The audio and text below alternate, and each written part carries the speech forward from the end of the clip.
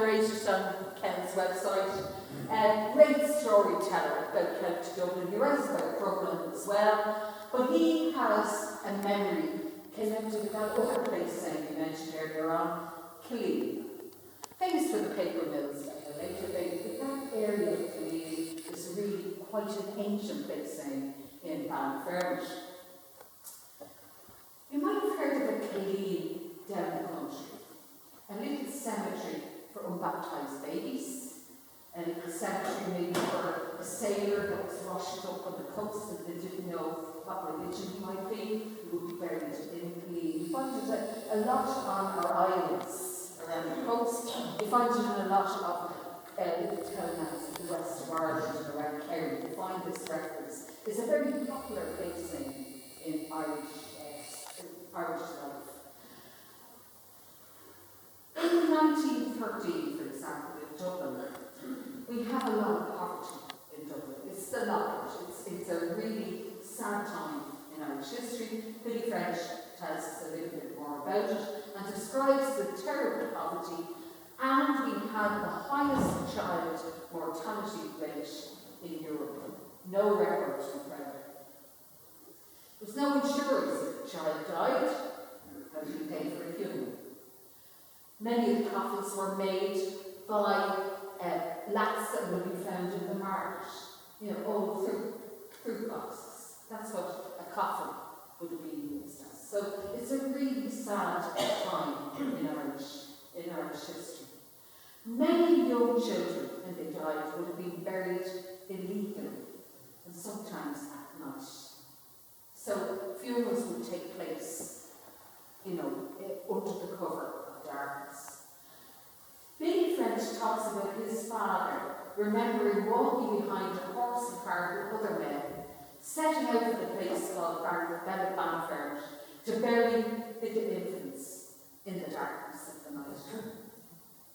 The old graveyard that we've just been speaking about, that ran along the Killeen Road, was the one that they were heading for. Killeen usually means the burial place for children. And Killeen, County Dublin, near Ballyfermot, was the burial place for the little children of Dublin. So it's one of those places that has a sad association with it. It was the burial place for the young of Dublin, many of which took place in the dead of night. Can't leave another story like that, but can I? So here we go. I want to introduce you to a family from Meath Street, of all places. We're having a look at the 1911 census, and I'd like you to meet the Walsh family from Meath Street, living in the heart of the 50s. And you can see they're painters, house painters, decorators, same tradition as my own family.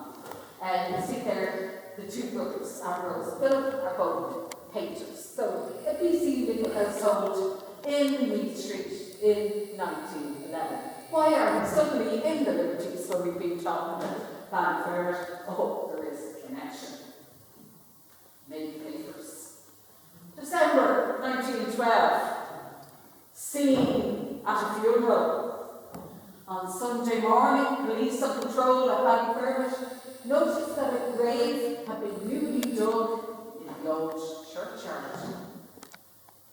That had been closed for some time. They shut down all the County Dublin burial spots because they wanted to encourage people to use Glasnevin, Mount Jerome, Deansbridge, the bigger cemeteries.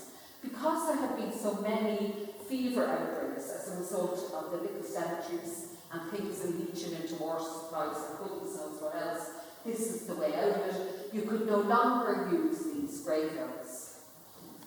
However, someone had other ideas. So here we go. Sergeant Donovan and 3 constables, they decided they'd watch the cemetery. You think they'd have other things to be doing, but no, they went up to the cemetery, and about 2 o'clock, a funeral arrived with about 30 cars. Now, we're not talking motor cars here, we're talking horse and carts coming out from the city. That's quite a traffic jam heading for the graveyard in Ballyfermot. The coffin was about to be removed from the hearse. The sergeant emerged from the bushes to put a stop to all this. to make sure that the illegal interment wouldn't take place. No matter what he said, it didn't have any effect. The crowd became very hostile towards the police, and meanwhile the coffin was lifted over the wall, which surrounded the graveyard, and the burial took place. The police took several names, some of which I can't remember up, but anyway, and prosecutions were likely to follow. And I find that in the paper, I keep going, because I know there's more to come. And my goodness, was there more to come. This is the headline in January. The wall was pulled down, and a coffin hoisted over, and it's in a appalling state there. So this is Ballyfermot hitting the headlines in January 1913. We have a full account then. As you can see, there's the headline, I think it's smaller on the other side. And now we're getting the names of the people involved. Yes, it's the Walshes from Meath Street, the people I showed you in the 1911 census. This time is Mary and Michael Walsh, both from 26 Meath Street, and they're charged on the 8th of December. They had caused an illegal burial to take place in Ballyfermot. The relieving officer, John Anderson, said that he noticed that the lock on the burial ground had been broken, so they broke into the graveyard as well as everything else, and that the grave had been opened to the depth of about 2.5 feet. Witnesses acquainted with Sergeant Donovan sent word down to it. I hope he probably came from here, from Chapelizod. That's where they all came up to see just what was going on. Witnesses told some of the people, you can't go on with the burial. Carry that headline forward, but they tried to push the gate anyway. So regardless of what they were being told, they were going ahead with it. Michael Walsh said, I'll be responsible. I'll take responsibility for this whole thing. A number of men pushed over and pulled down about 5 yards off the top of the wall, and they pretty much demolished the wall around the graveyard, hoisted the coffin over it, and proceeded it with the burial. Sergeant Dublin said there were 30 vehicles, about 250 to 300 people, so this is quite a riot, and we only had 3 guards up there trying to take control of the whole situation. The chairman of the court said to Sergeant Dublin, was really getting this particular day, why couldn't you stop them? You have to presume he just ignored the number of people that he had been told that were at the funeral. I transcribed the rest of it. Sergeant Dublin said, I've required Italian police to do so, your worship. A number of them were highly under the influence of drink. Some of them were beastly drunk. They threw stones, sods, and branches at them in the graveyard. Anyway, the whole thing was, even though they knew they were going to be fined for going ahead with the illegal burial in the graveyard, the insurance money was going to cover it anyway, and it was still cheaper than going to Glasnevin, because it's kind of dear to have a burial in Glasnevin. So not only did it cover the burial, it covered all the fines, and then the dancers that were involved. So everybody kind of ended up a bit happy, except that said, of course, Sergeant Donovan, we got all the blocks thrown at the burial in Ballyfermot. Everywhere has a story. It's worth digging, it's worth having a look, it's worth preserving, and I do think it's worth commemorating. So anyone from Ballyfermot, if you have any say, if you know any of the local politicians, councillors, have a word with her, say, look, we've an important site up in the park, up in the lawns. Can we have an information pack? And Kathy might just write it up for us. Thank you all very much.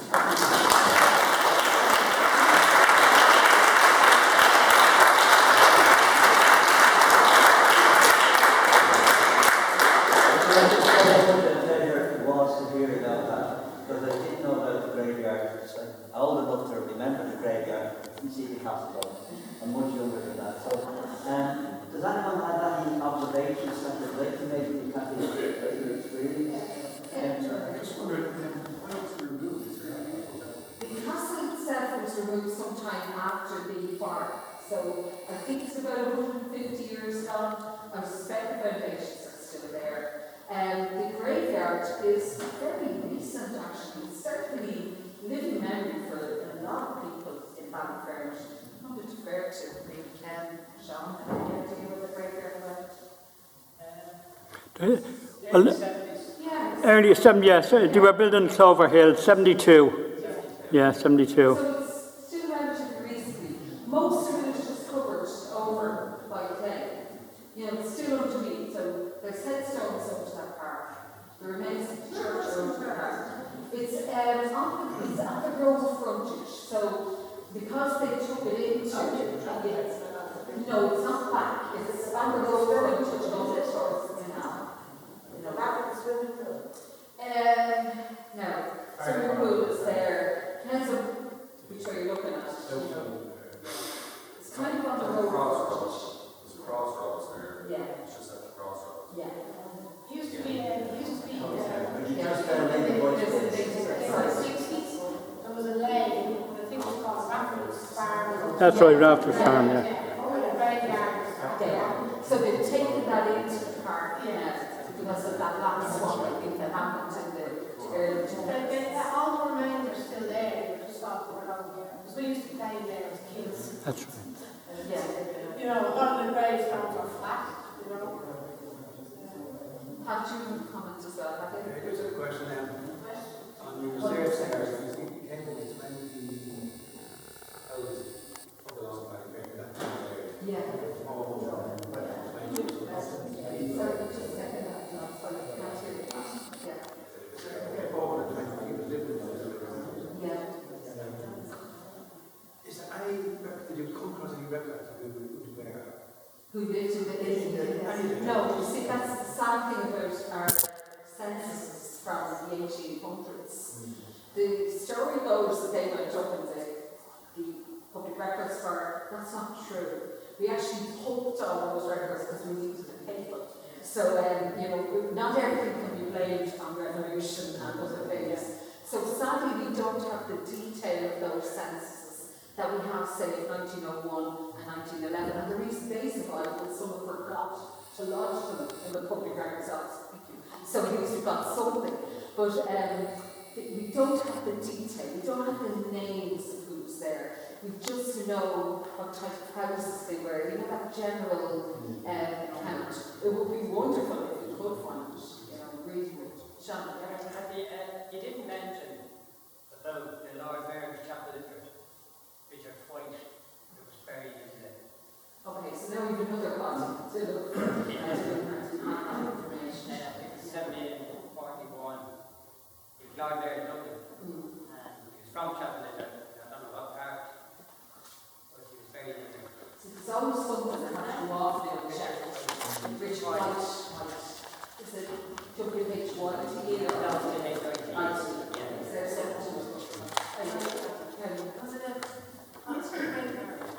It would have been, but you see the way it was used by all those county Dublin graveyards were used by everybody. That's the thing. You may not at one time have been permitted to do your burial rites and say under Catholic funds at the time. That's why in James Street you have a tradition of bringing the remains around the fountain 3 times so the prayers could be said first before they did the interment. But those routes went, they disappeared over the years. So it was used by everyone. And the funny thing is finding that link with Mead Street. So even the Liberties, people coming out from the Liberties to have burials out there, the Workers obviously had a rights to a burial place there. And obviously the 300 people who went out to the funeral were off for a good day. Actually, we followed that story further.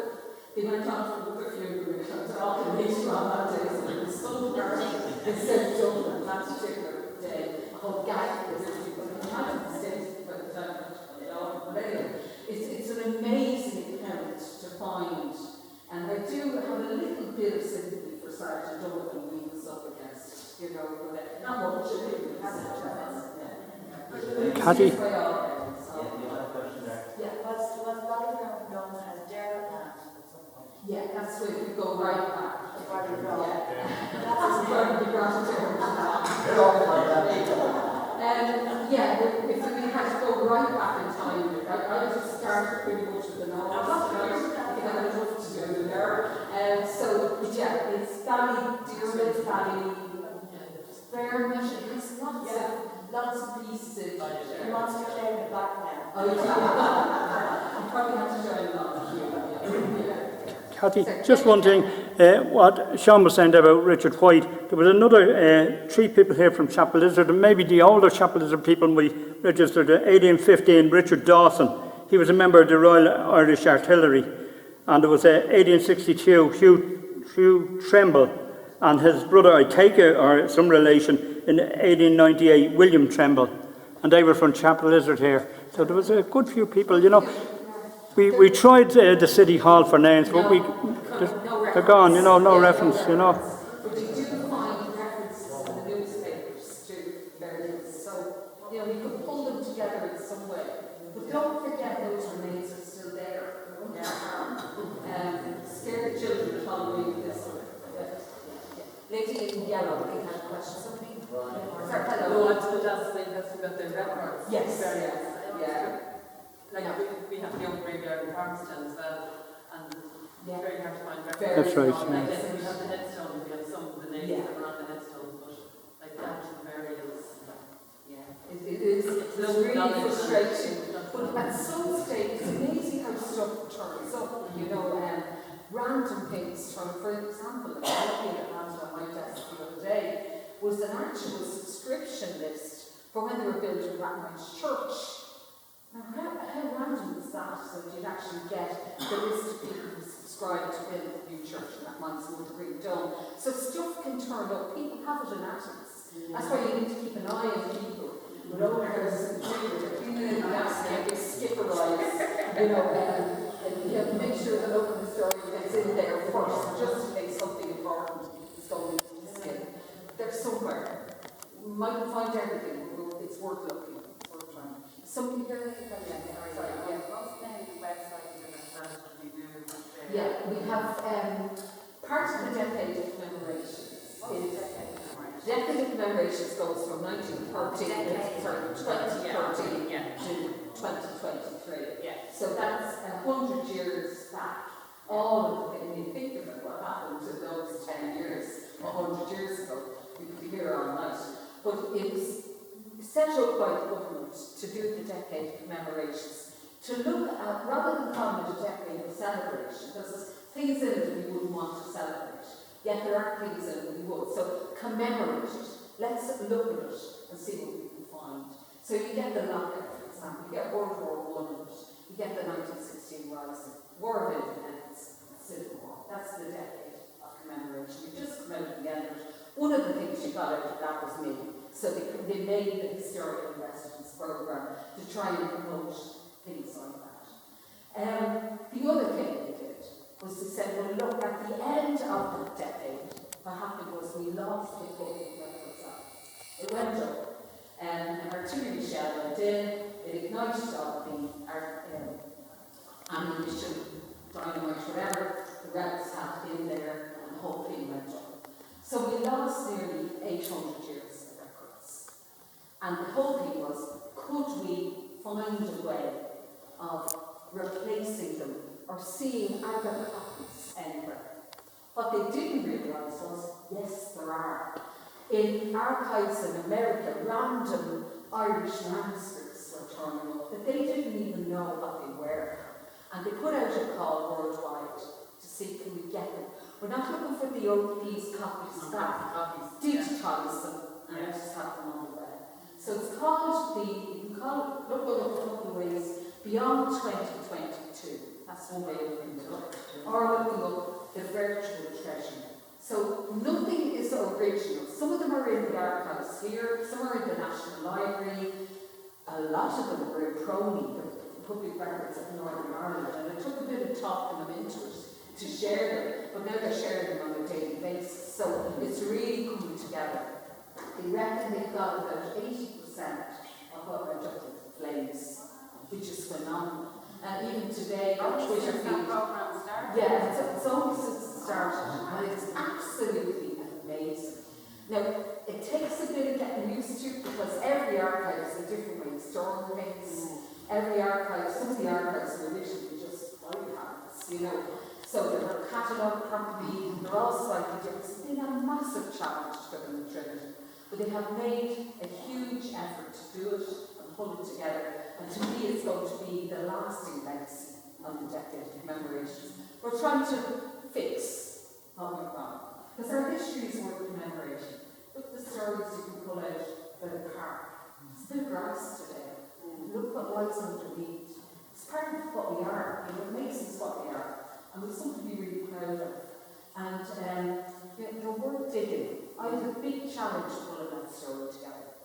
But it's getting easier and easier as things become available online. And I just love being able to share them and maybe put it out there. Can someone else do better than I did? You know, can you pick something there that sparks an imagination of you? And can you do better? Can you find more of it? Because it's there to be found. Those records are put up in the 1600s. They've only appeared this week. So, you know, there's more and more. They piece them all together like a big jigsaw.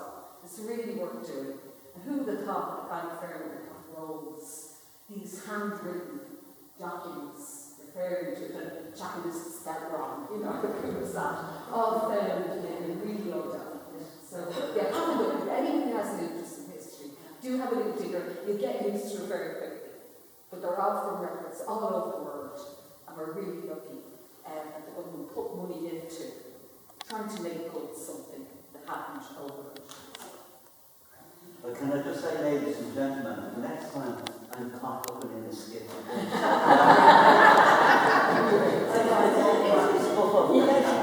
I'll just come to you.